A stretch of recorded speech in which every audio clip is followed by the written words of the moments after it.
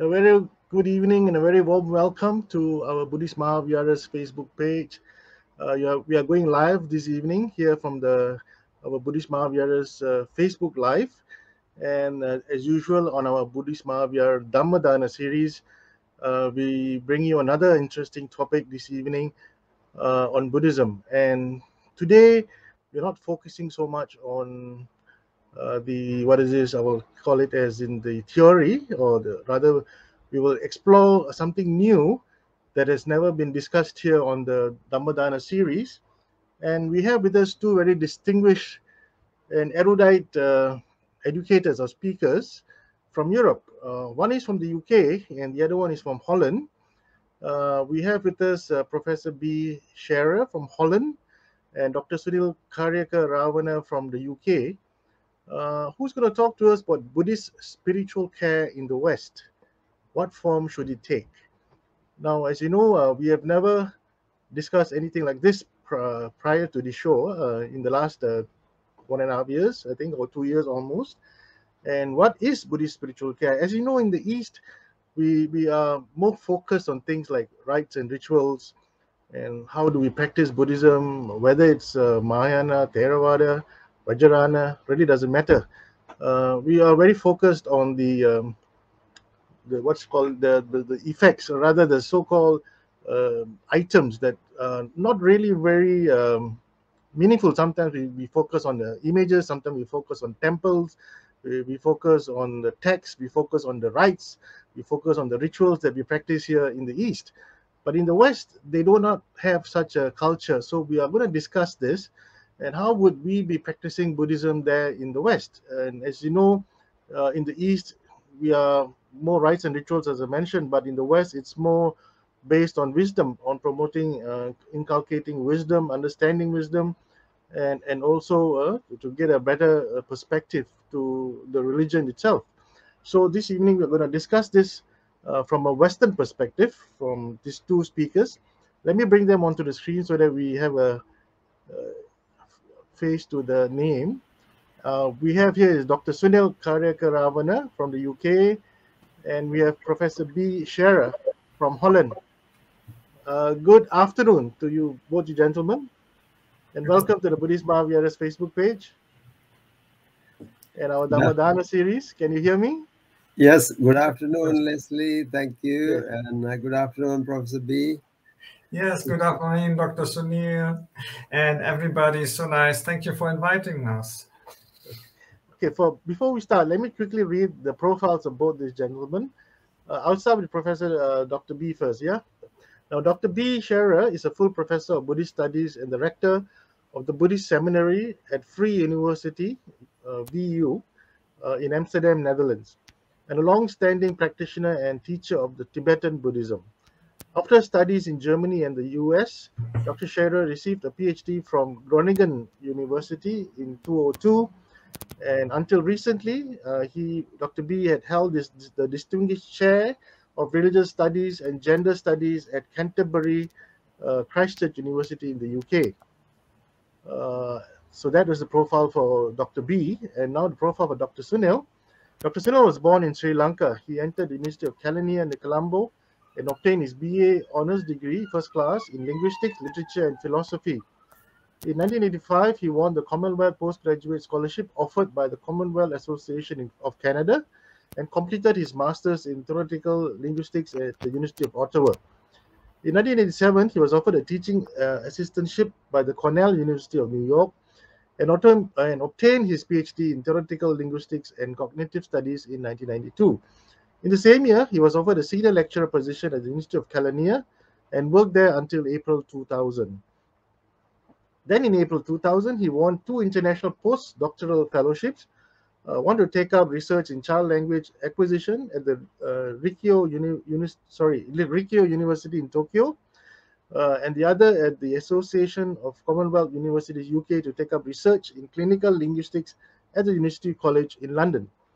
Now, having completed both research projects in 2002, he joined the Department of Language and Communication Science at the University of London, a City University of London, teaching clinical linguistics to BSc students. And in the same year, he migrated to the UK under the highly skilled migrant program. Dr. Sunil currently is the Buddhist advisor at St. Michael's College, Cardiff University. He's also the director of Kalyana Mitra and Buddhist of the Buddhist Chaplaincy Support Group.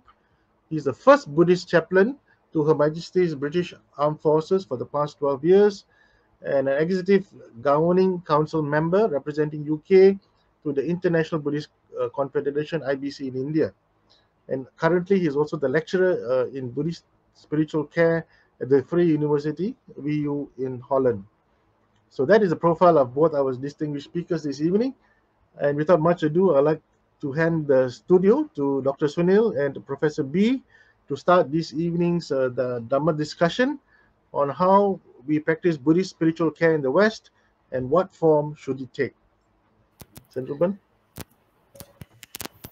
Thank you so much, Leslie. Really appreciate you inviting us today. And it is I had the honor of actually joining you quite a few times in this program, but today we are so delighted to have Professor B on board. And only difference between Professor B and myself, you already noticed his profile was read only less than 1 minute, whereas mine took about nearly 5 minutes or so. So my sincere apologies for that. So, so today we are going to actually talk about a very interesting, as Leslie pointed out, we mostly talk about Buddhist theory, but we are today talking about Buddhist practice as well, how the theory is going to translate into our practice. And I think, Buddhist spiritual caregiving, Buddhism has had a very long history of caregiving. The Buddha himself was actually keen on spiritual caregiving, and he said, I only teach two things. One is I teach about suffering, how to end it. And in fact, all spiritual caregiving is summed up already into those two sentences, understanding suffering and how to actually work with it.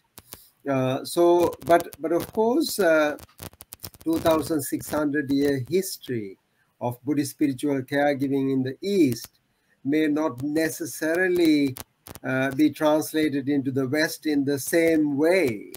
And one might actually see, or ask the questions like, would the same type of rites and rituals that we perform in the East, would they be applicable to the West?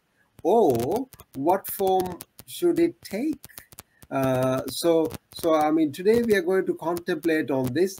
All the ideas are our own personal ones, but of course, we can all contemplate and discuss based on the Buddhist theory and practice. So, and the viewers, we also invite you to give your inputs and what do you think of our thoughts and ideas. So this is a negotiation. This is not a finite thing. And as Professor B would agree that we need to actually consult, everybody about this.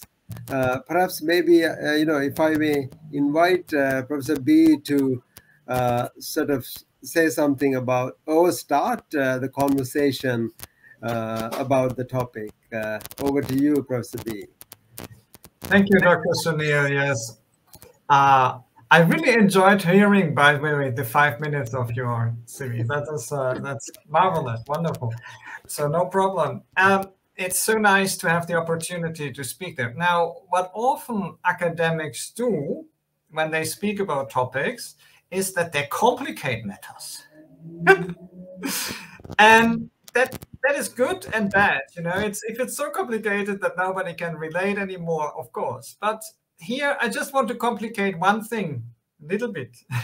And that is this whole notion about West and East. Of course, we have Buddhism in Asia, we have Buddhism outside of Asia, But at the moment, we have mainly hybrid forms where we have Asian communities outside Asia, we have non-Asian communities within Asia, or like you in Malaysia now, we have a mainly Sri Lanka-focused Theravada tradition in a majority Muslim country. So it's much more complicated. So we have various forms of global Buddhisms, and we have different groups within these forms that need different sort of care. But there are maybe some tendencies that you see, that we see from my time in UK and from Dr. Sunil's time in the UK and now from the Netherlands, that there are among non-Asian Buddhists, there are some sort of different needs and different approaches. We can call them modernist if we want. We can also question, is that an approach that we can recognize as traditionally Buddhist or not? But we know that people have needs, and then ultimately Buddhism is about people's needs. It's about the human condition of dissatisfactoriness, and whether you are deeply ingrained in Asian culture or not, the dissatisfactoriness or the suffering is the same.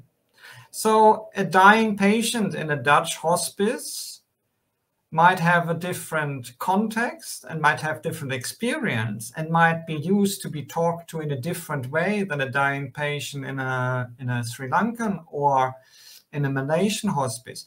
But still the suffering is really there and really real. And we still have to, as Buddhists, and want to, as Buddhists, respond. Now, one thing that is quite obvious is many non-Asian Buddhists don't respond very well to authority.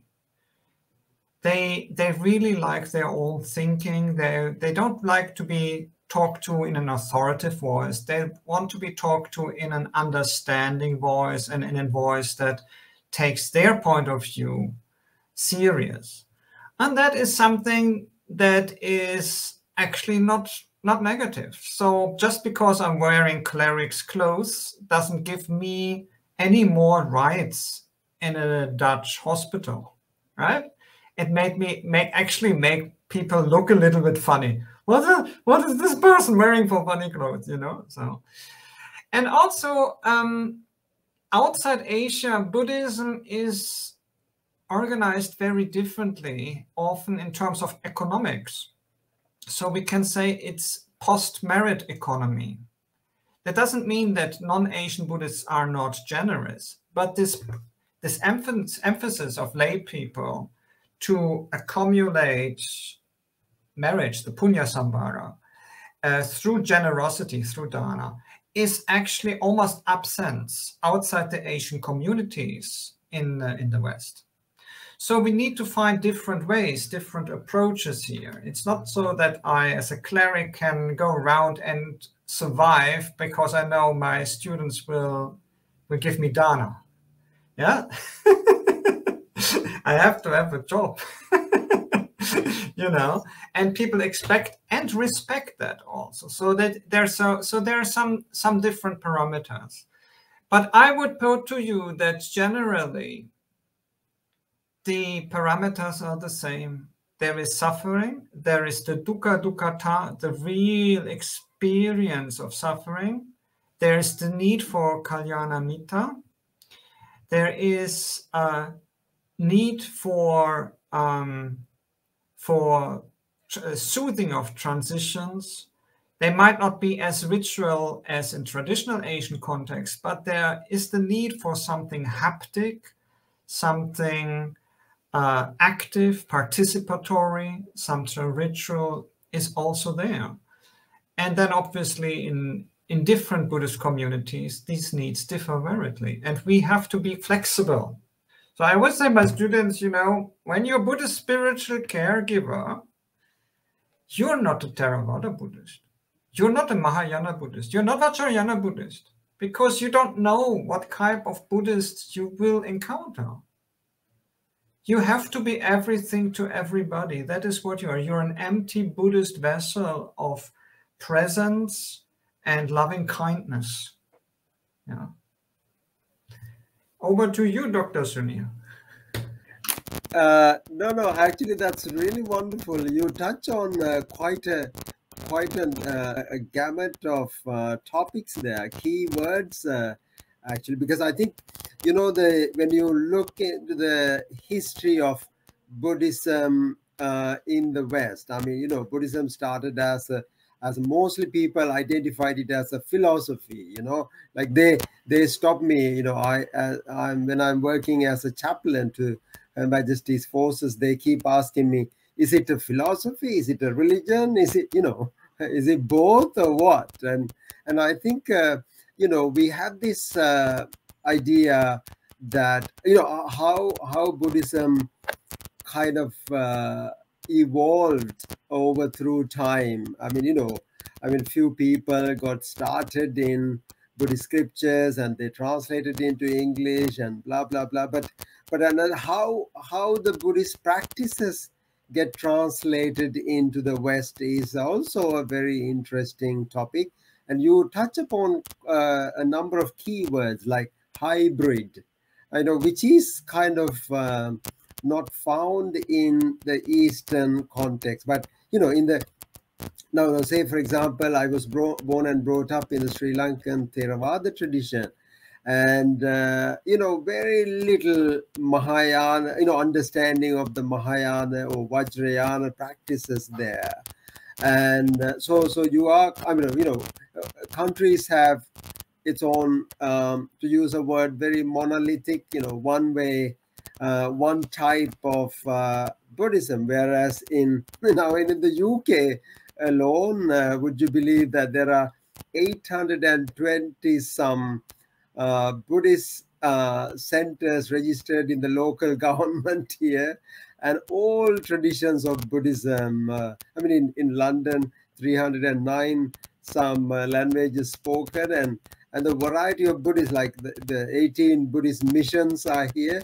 All the Buddhist communities. I mean, when you see the variety, it is kind of really mind-boggling. And you know, as a caregiver, this main question actually comes to us, you know, what is the form it should take? I mean, like last 16 years, you know, nearly about 20 years with my prison chaplaincy experience as well.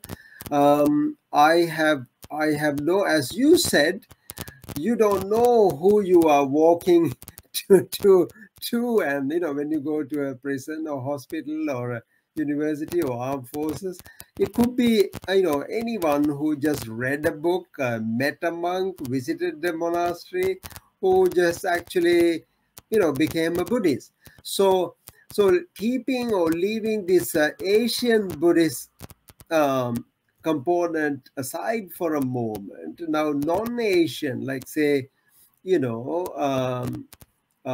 Caucasian, or I mean the Western Buddhist, and now there's also Western. There was a Western Buddhist order, so to speak, you know, set up by one British military colonel, you know, and later on, which has now become Triratna. You know, earlier it was known as FWBO, Friends of Western Buddhist Order, and I think same thing applies to other countries as well. They would like to see their own, you know, take on the Buddhist theory and practice.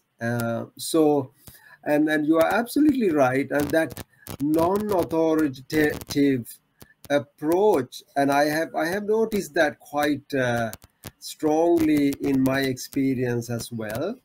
And you know, sometimes I ask them, you know, what is your Buddhist lineage, and they say absolutely none. So that really surprised me. I mean, you know, how could you be a, you know, and but actually Buddhism has that character. The Buddha says, you know, as long as you take the refuge of the Buddha, Dhamma, and Sangha, and you are a Buddhist, you don't necessarily have to be attached to a particular lineage or type of Buddhist, so to speak. So now, this really complicate the job of the spiritual caregiver? and our expectations and how we deliver our services to them. So perhaps, as somebody who has vast understanding of these the Western Buddhism and the care aspect as well, and as a chair of an academic institution, perhaps maybe if you could tell us a little bit more about, like, how would a caregiver prepare oneself to this challenge? I mean, it is an opportunity. I mean, don't take me wrong. I mean, every challenge is an opportunity as well. So over to you, Professor B. Yeah, thank you. That's absolutely right. I think if I just can add to what you completely rightly say about how Buddhism is always evolving and accommodating the cultures it meets. So in the sense, hybrid it has always been hybrid in the way of Homi Bhabha's post-colonial and subaltern theory. So we see that even the traditions of Buddhism that claim that they are really original Buddhism, including some very conservative Theravada Buddhism, that they have evolved quite dramatically from the early Buddhist times, and have developed also away from the early Buddhist teachings quite dramatically. So and that there have been hybridizations, until the 13th century, there was huge Mahayana presence in Sri Lanka, and it has a huge impact up to today on certain rituals and forms of Buddhism within the Theravada context. So this hybridization has always been there. And I think it is okay, because the Dhammo is ihipasiko. And that means that people, when they come and look at the teaching of Lord Buddha, then they come from different cultural contexts, and they bring this perspective with them, and they need to make it work for themselves. Here in the West, what our focus is, we know that those in need of spiritual care, they feel less soothed by simply, for instance, listening to the chanting of a Parita Sutta. It's just not in the culture. What they want is to have something they can do themselves, for instance, some sort of mindfulness or loving kindness meditation, metta bhavana or sati, or they want to basically have a listening ear. So when you look at what we teach together in our seminary to our students, then yes, we expect a good knowledge of the Buddhist traditions before we accept them into our course. So normally on the level of a BA, but then we do something else. We ask them to have actually on master level an education in general spiritual care. And that means skills in listening, skills in care psychology, in how to talk to people. How do I talk to somebody who's dying? How do I talk to somebody who has cancer? How do I talk to somebody who has post-traumatic stress disorder from being an active service in the army, right? These things we need to teach and we need to understand.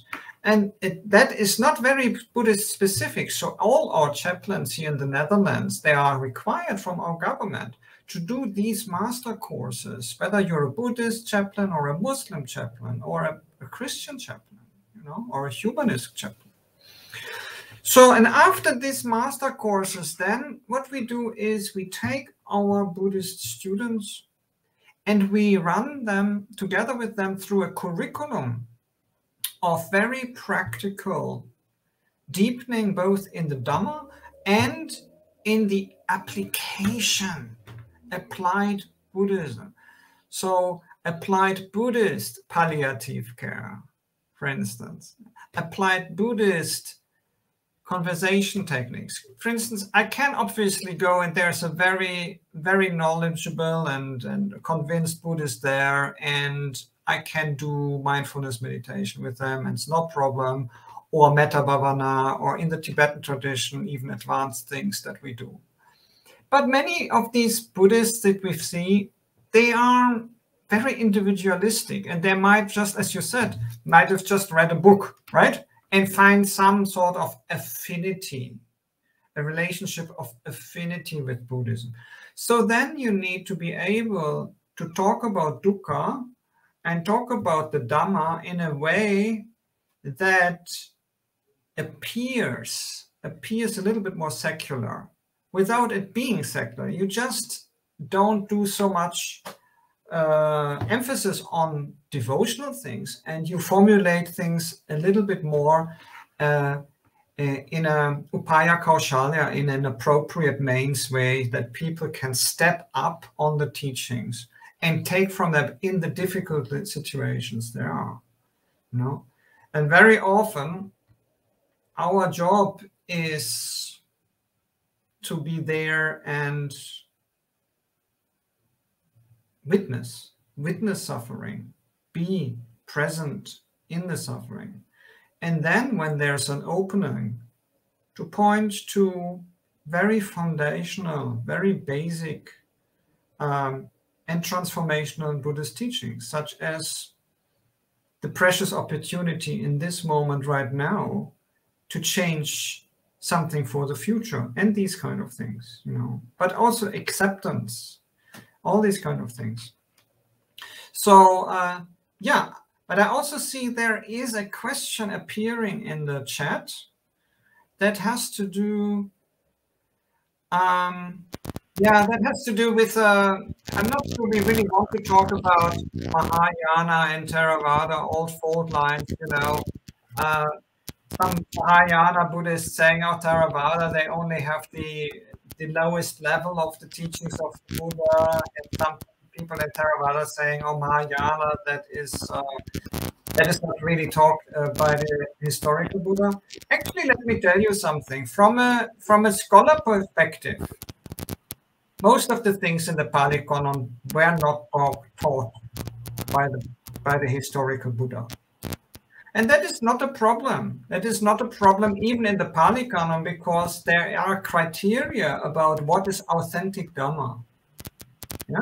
The Buddha himself in the Pali Canon actually talks about what is authentic. And he says authentic is what is in the spirit of what is being taught, what is not contradicting what is being taught, what is not leading towards samsara and suffering, but it was leading out of samsara and suffering, towards the falling away of the kleshas, of the defilements, of the kilesas in Pali, the defilements. And if we put it in this spirit, you know, we see that genuine, authentic Buddhist realization is manifesting in later centuries also in texts that are then called Mahayana Sutras, that are authentically showing in different geographical and temporal contexts pathways towards liberation and enlightenment. So I never feel the need to play this Theravada against Mahayana or Vajrayana, because, you know, it over centuries has shown that all these methods work. They work. They bring realization and enlightenment. So why would we have this dualistic point of view and saying one is right and the other is no? Well, one is right and the other is also right. No, you're absolutely right, and I think that is really very interesting, because I think this religion can be of two different types. You know, one is revealed religion or realized religion. You know, in a realized religion, actually, you know, you are not taking things in a static way. You know, when you said the Pali Canon, the remark about the Pali Canon is not, you know, maybe what he's actually stated in there is exactly what the Buddha said. I mean, maybe the scriptures, you know, but even if that is so, like, you know, whether it is Chinese scriptures, the Tibetan, or Sanskrit or Pali, but then I think the you know, what is really interesting in the Buddhism is there is place for people to actually reflect, contemplate, and then come to agreement. And this is exactly what the Buddha said in the Parinibbana Sutta. He said, even somebody comes and tells you that, oh, I heard this from the, you know, words of the Buddha, you know, from his own mouth he uttered this, don't take it, you know, just question it and see if it actually fits into the Dhammata, this realization, your experience. So therefore, what really matters is your experience and how you relate to it, rather than, you know, taking something as scriptures. So this doesn't mean to say that scriptures are not important or anything, but, you know, we you know, there is this three words in the Theravada tradition we talk about. We say pariyatti, patipatti, and pativeda. You know, the pariyatti is the scriptures, the patipatti is how you translate that into practice, and then pativeda, you know, how what do you realize from it, and how does that realization help you reduce suffering?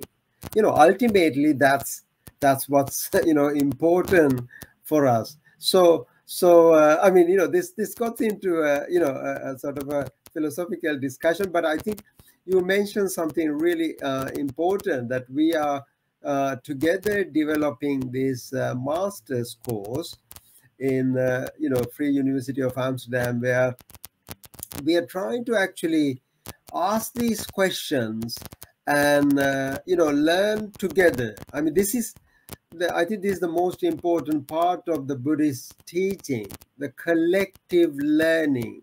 You know, the Buddha never said, oh, you know, you got to take it the way I tell you, but I think the collective learning, this is a negotiation between the caregiver and the care receiver.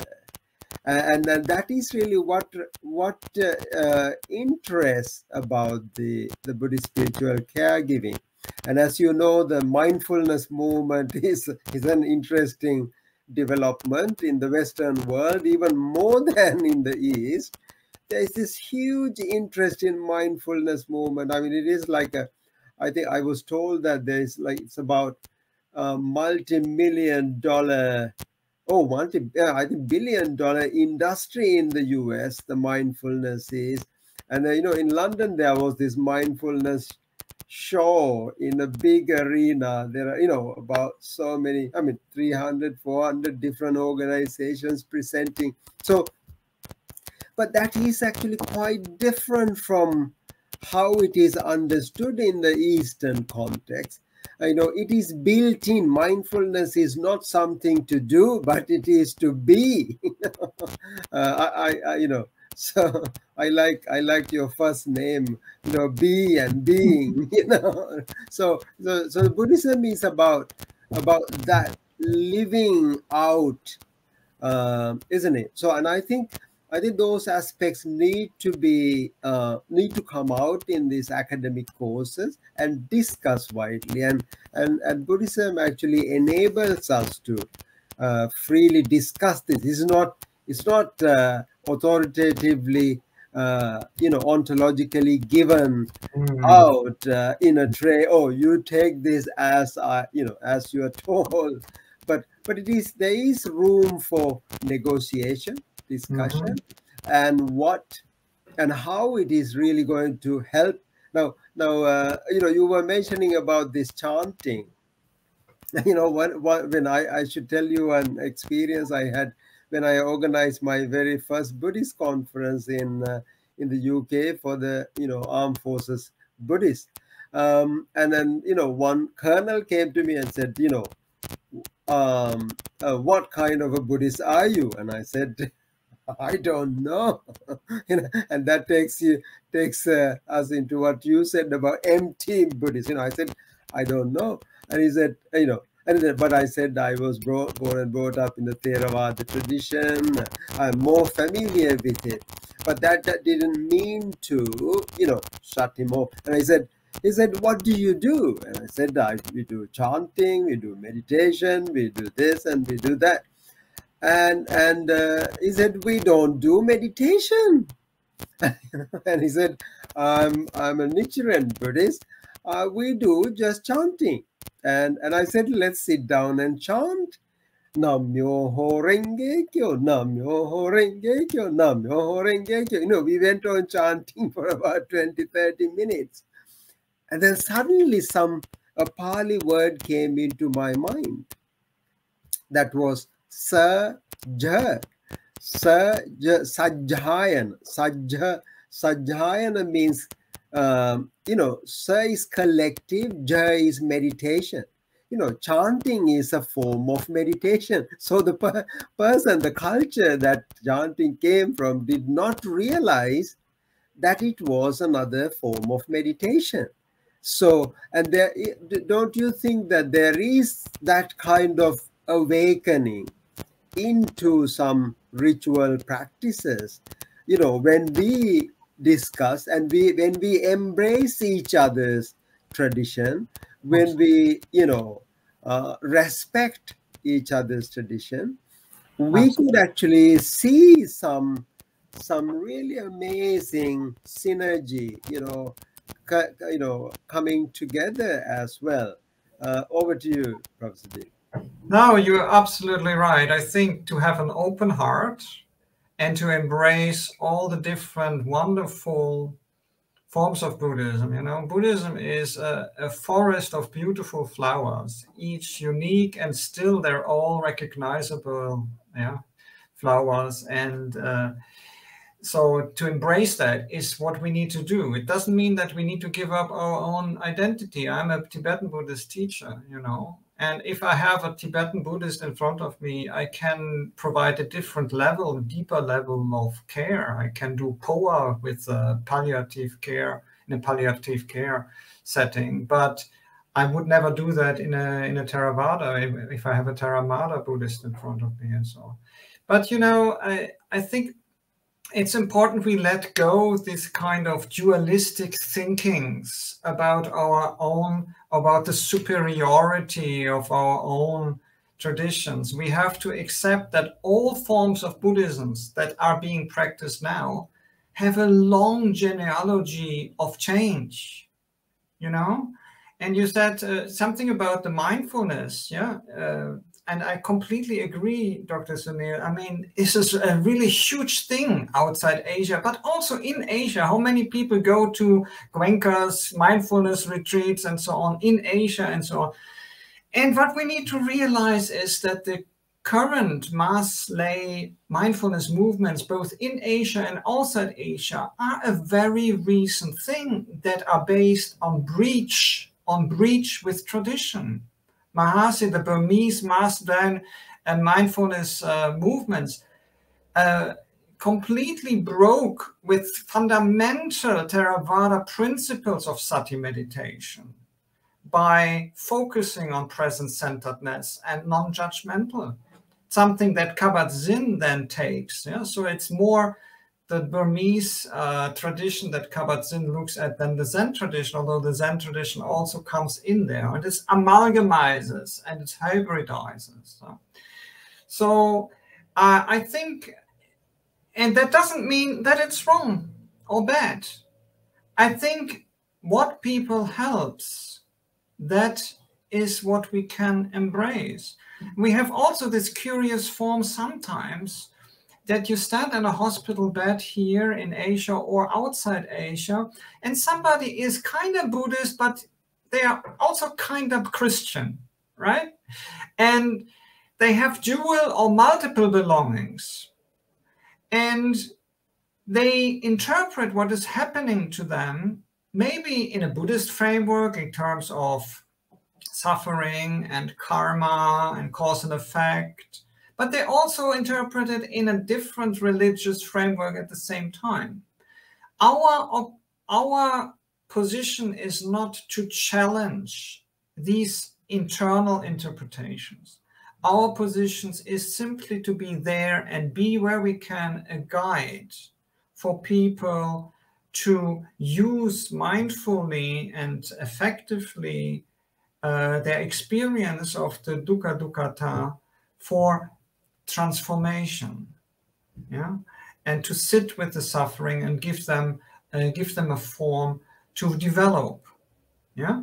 It is so. I never challenge people who have multiple religious belongings there. Sometimes I even say, you know, really, if you at the moment feel much more safer when thinking about the Jesus than about the Buddha, then, you know, why not? Yeah, it's okay. You can still use the gems, the transformative teachings that is there in the Dharma, in the Buddha Vajana, you know, and somehow negotiate your own complicated, messy, and muddy subjectivity and belonging, religious subjectivity and belonging. So, but again, bowing back to ritual, Dr. Sunil, yes, even the most secular people, when it comes to dying in the hospice, they need some ritual. And even if it is just taking the hand and humming some chant or something like that, something you call it a ritual, you know?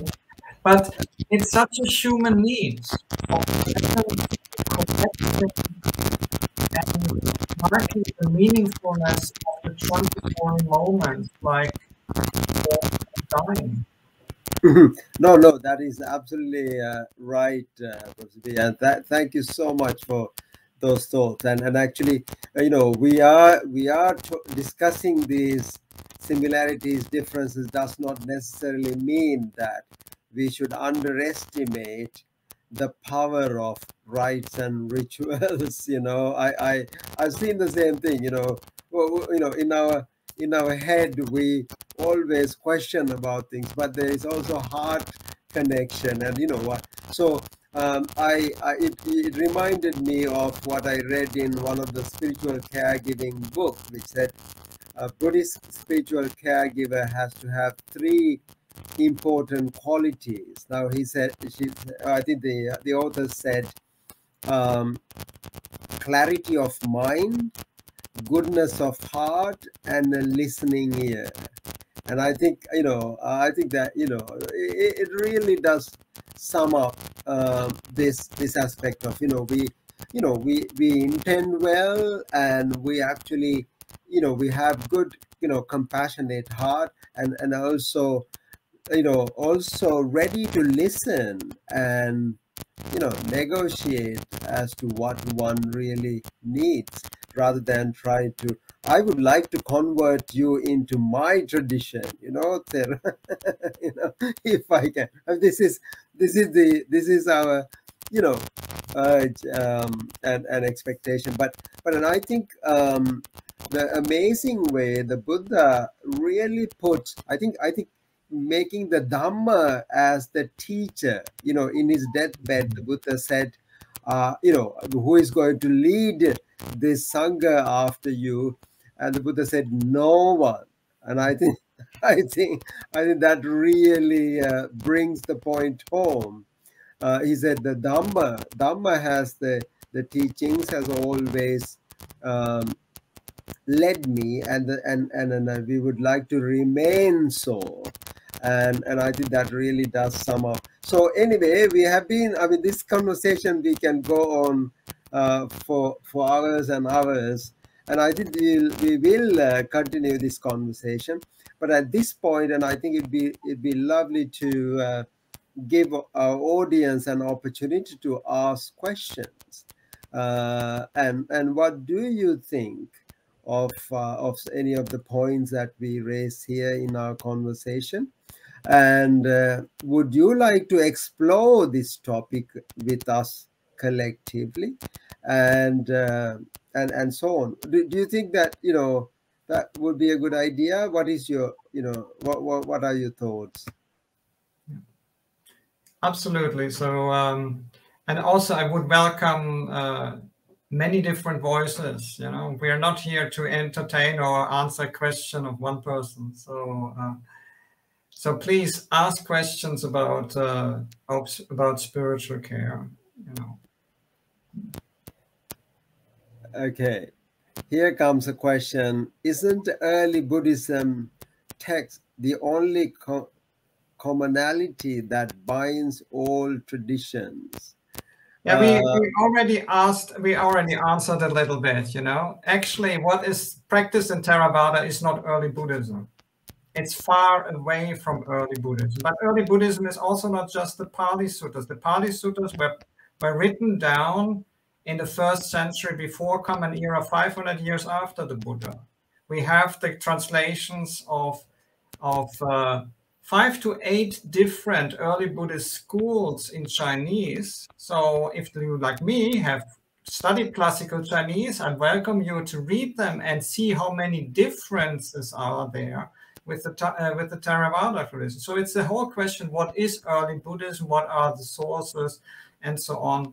So and also you will see when you study the early Buddhist philosophy in Pali, in Sanskrit, in Chinese, and then compare with what some people say is later Mahayana philosophy, compare, for instance, with the philosophy of Nagarjuna, you will see actually there is in principle no difference. Yeah. And Mahayana talks about shunyata as a more abstract philosophical term, but the term sunya is there in the Pali text. The term kong is there in the translation of the early Buddhist texts in Chinese, and so on. And you could actually say that later Abhidharma philosophy in Theravada is a huge deviation from early Buddhism. Huge deviation. Yeah. Sudhimagga is not early Buddhism. Yeah, no, absolutely. I mean, you know, there is also, I mean, you know, thank you for those thoughts. But one time, His Holiness Dalai Lama was actually interviewed. I mean, not just one time. He repeatedly said, I mean, I think, you know, we also have to take this into consideration. He said, Pali Buddhism is the foundation, he said, and the house has been built on those foundations. And he gave a really good example, which I think is a lovely example. Is that, you know, you mentioned Nagarjuna. You know, the Nagarjuna's Mula Madhyamika Karika was a commentary to one of the sutras. You know, one of the sutras in the Pali canon, Kachana Gota Sutta. So, you know, it was not a commentary on the Theravada Pali, but it was on the Savastivadi version, Sanskrit version of this. So, you know, it is much more complicated than that. It is much more complicated than that. No. But the content-wise, and I think it was the, you know, Paticca Samuppada. I mean, one thing that we all agree, you know, I don't want our listeners to get the wrong opinion. The Paticca Samuppada is, you know, in the Pali Buddhism, it says, one who really sees Dhamma sees Paticca Samuppada. Yeah. One who sees Paticca sees me. So, and Nagarjuna's Mula Madhyamika Karika is about Paticca.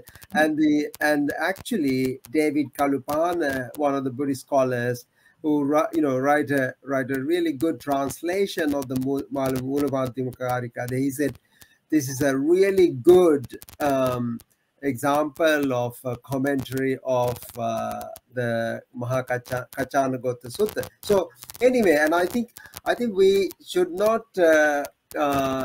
dispute the similarities across these traditions. And I think this is what Dalai Lama is trying to you know, point out. Absolutely. And I think the respect, and this is where the real respect you know, builds up.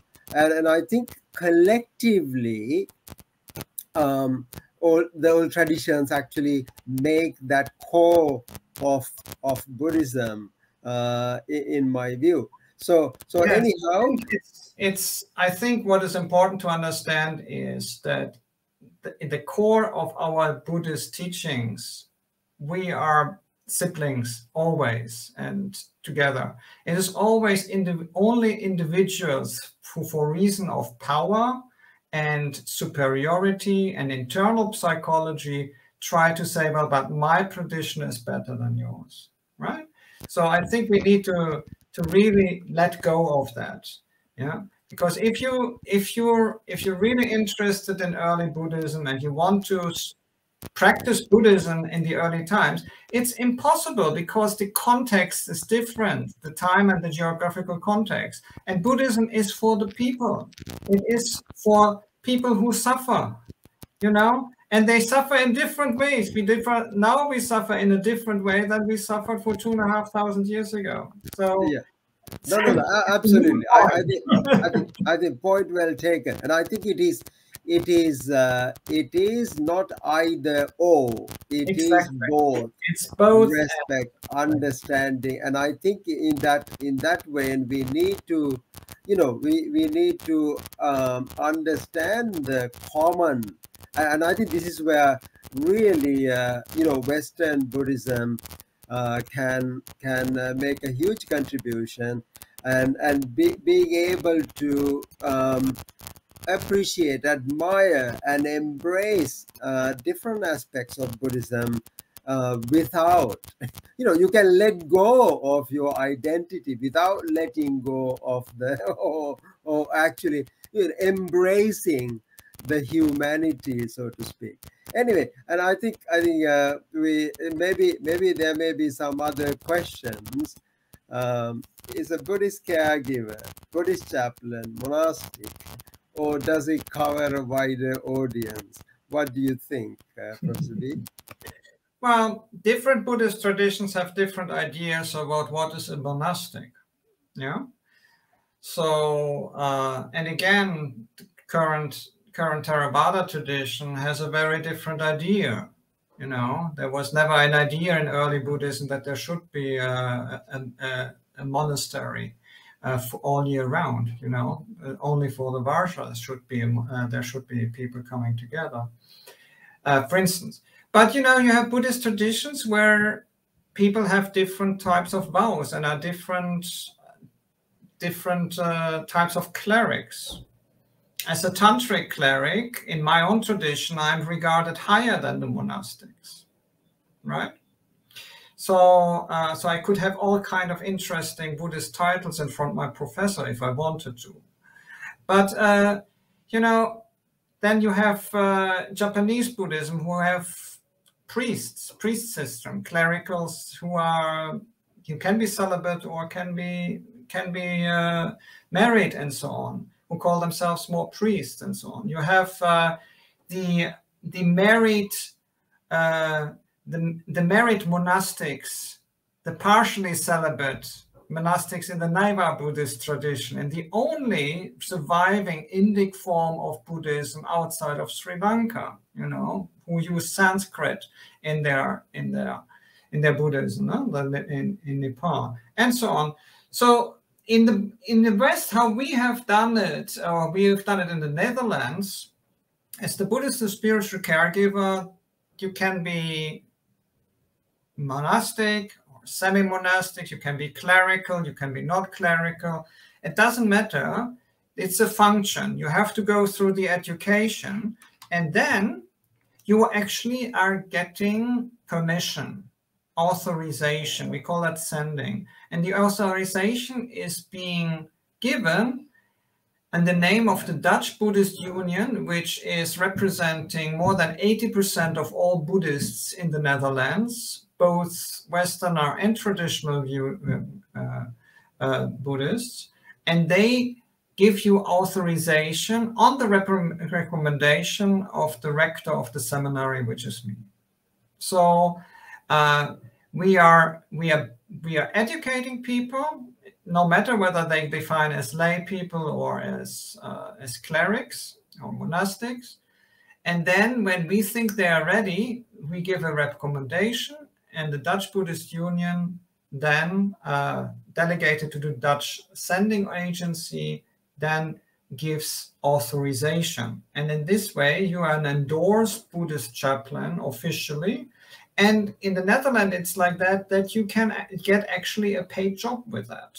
You become a civil service in the Dutch civil service, working in a prison or working in the army and so on. I think that's a great point. I mean, that's really, I mean, even at the time of the Buddha, the Sangha was not just limited to monastics, and it was Bhikkhu, Bhikkhuni, Upasaka, Upasika, fourfold community. And this is very clear in the, Mahaparinibbana Sutta, where the Buddha says, I think you are absolutely right. Later on they define it in terms of monasticism, because it's a sort of developing a superiority concept, which I think needs to be looked at and discussed carefully. So and I think I don't necessarily agree with every point, but I think this is this is absolutely right. Spiritual caregiving, I mean, it is sometimes, now in the pandemic, only person in the hospital to give care is now. What I have done is I have actually asked a nurse or a doctor to do that job for me. I provide the chanting or whatever, and they do that job. So, because we are not allowed in COVID wards and so on. And I think that is very much in the Buddhist spirit to do that, rather than keeping this, priestly, clerical status of a person. So I take your point on that, and thank you for bringing that up. Any more questions, Leslie? Suffering is not different, only understanding is the different. Yeah, that's a very simplistic and reductionist misunderstanding of what I've said.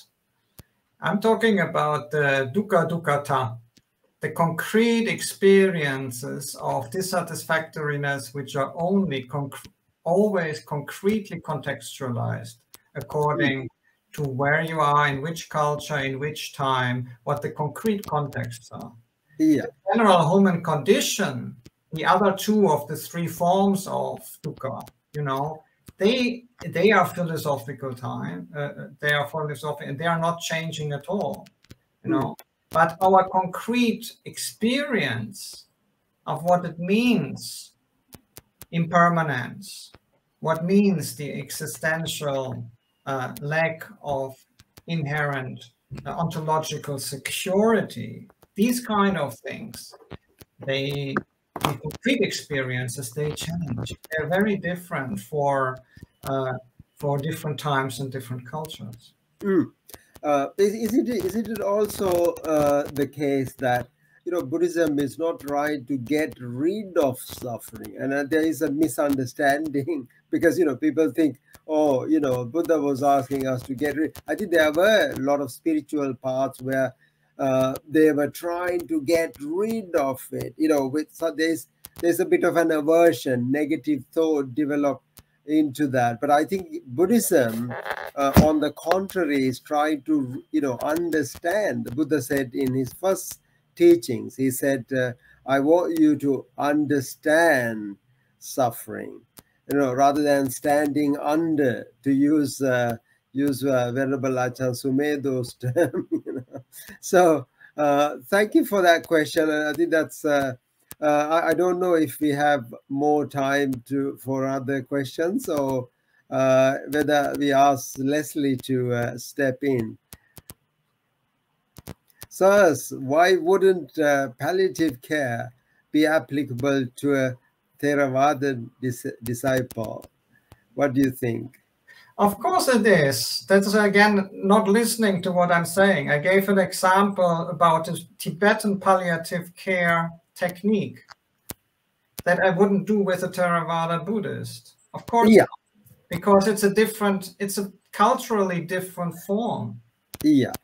That's No, it. that is absolutely right. I mean, there has been a lot of examples of palliative care in the Theravada tradition, and there are actually cultural. I mean, to tell you the fact that there was a very interesting talk at the Buddhist Society here, Professor B. There was one Tibetan, actually Rinpoche, who came and sat to give a talk, and he just actually looked around the hall and he said, he was asked to talk about Tibetan Buddhism, and he just looked around and he said, there is no such thing called Tibetan Buddhism.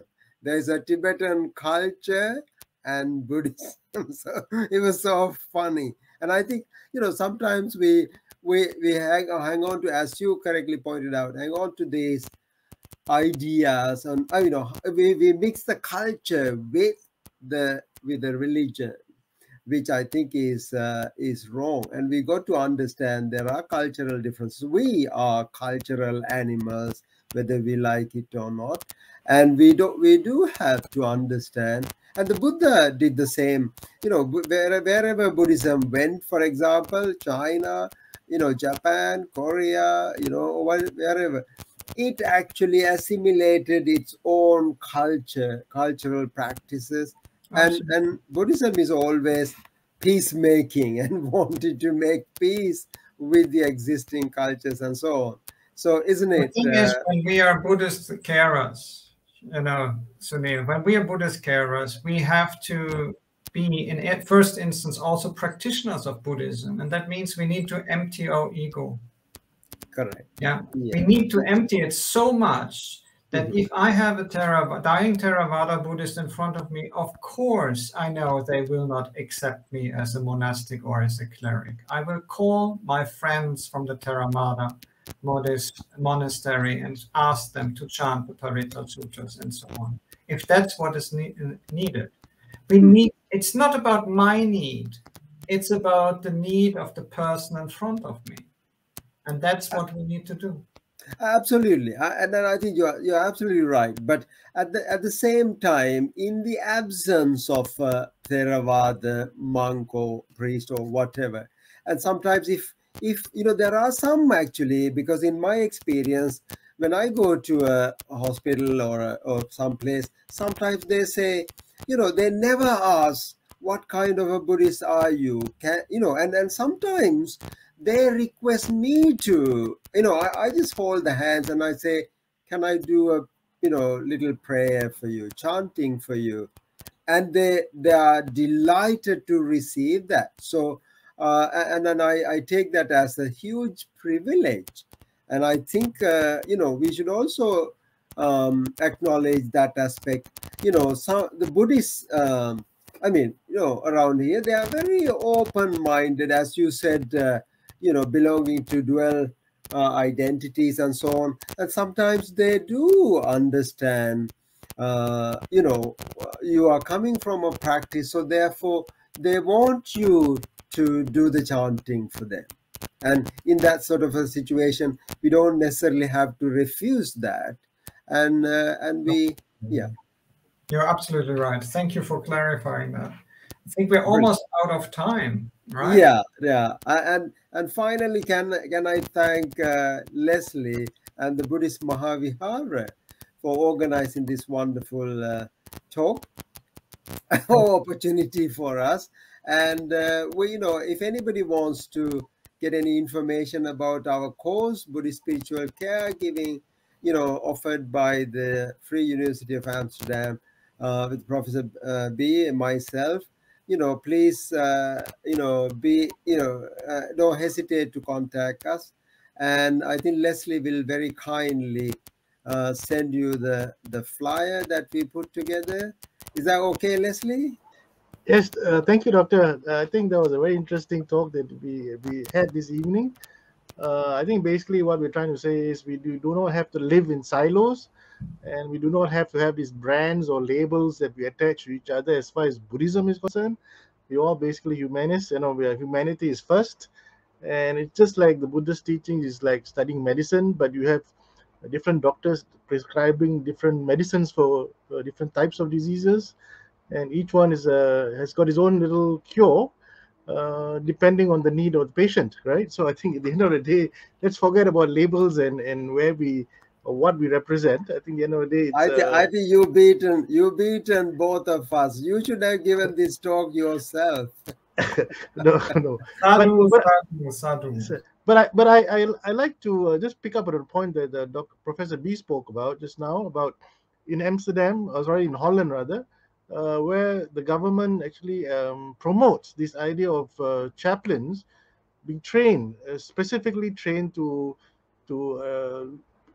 look at palliative care, or even handling cancer patients, and those with post depression for the armed forces, or somebody who's having a bad time, or just financial difficulties, or whatever it is.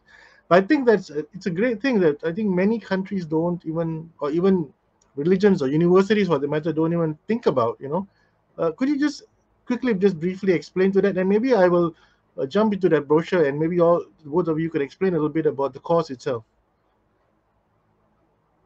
Over to you, Professor B.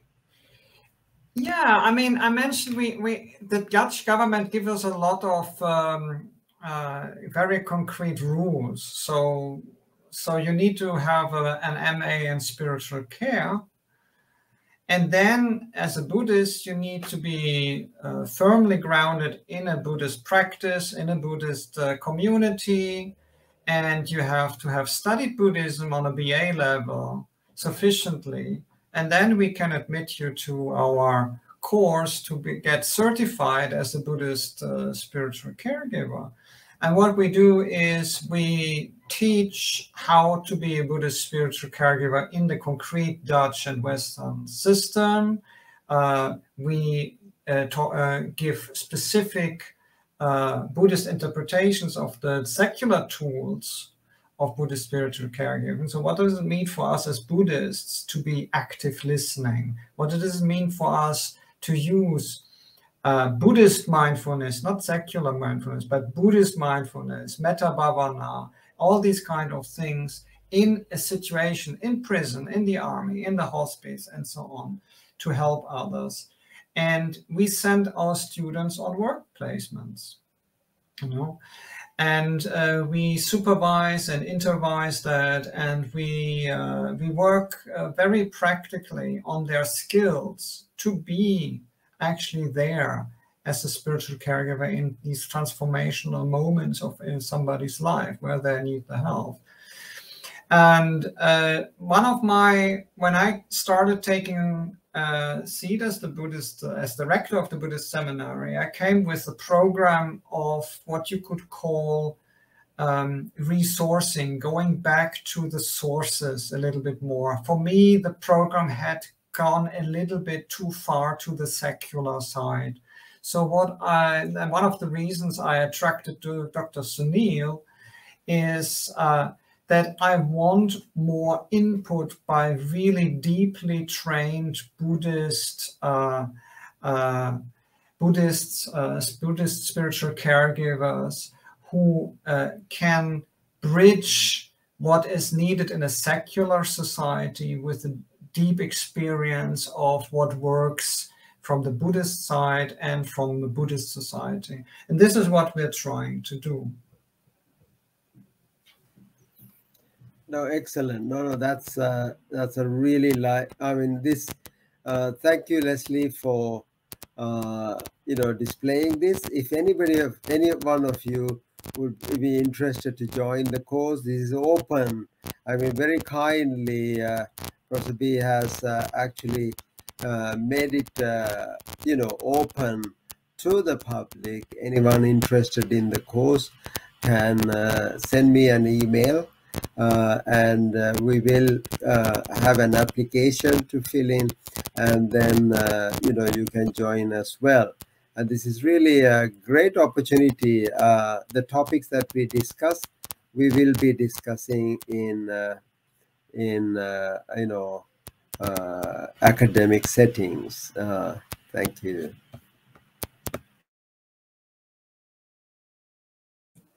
Yeah, thank you. It was such a pleasure. Thank you so much. And it is over to you, Leslie. Thank you for enabling us and joining us your very wonderful program today. Yeah, it's our pleasure, Dr. Sunil and Professor B. It's really our pleasure to have you here this evening to discuss this very interesting topic. I found this quite enlightening, actually, and looking at it from a different perspective. And I also hope that our listeners or anyone who's paying attention to this program will see, especially young adults, who never thought of taking Buddhist caregiving as a career. I think you can actually consider it as a career eventually. Maybe not in Malaysia or not in the East, but in Europe, I think that's where it's starting, and it's already started. And you can always contact Professor B or even Dr. Sunil and explore this even further. So without taking much more of your time, let me take this opportunity to thank both Dr. Sunil and Professor B for being with us on their Sunday afternoon there in England and in Holland, and to be with us. And on behalf of the Committee of Management and the monks of the Buddhist Mahavihara, thank you once again for being here this evening. Can we end the program with a very short spiritual caregiving from Professor B? Oh, because, wonderful. A transference of merit or dedicating merit. I'm trying to convert him to Theravada Buddhism. Well, we do transfer of merit also in the Tibetan tradition, yeah. Okay, so may every good impression that arose from this this talk, and also every difficult impression, become transformative on our path towards liberation and enlightenment, and may it bring us to the active enactment and performance of loving kindness and compassion, sympathetic joy in equanimous and impartial form for the benefit of all sentient beings.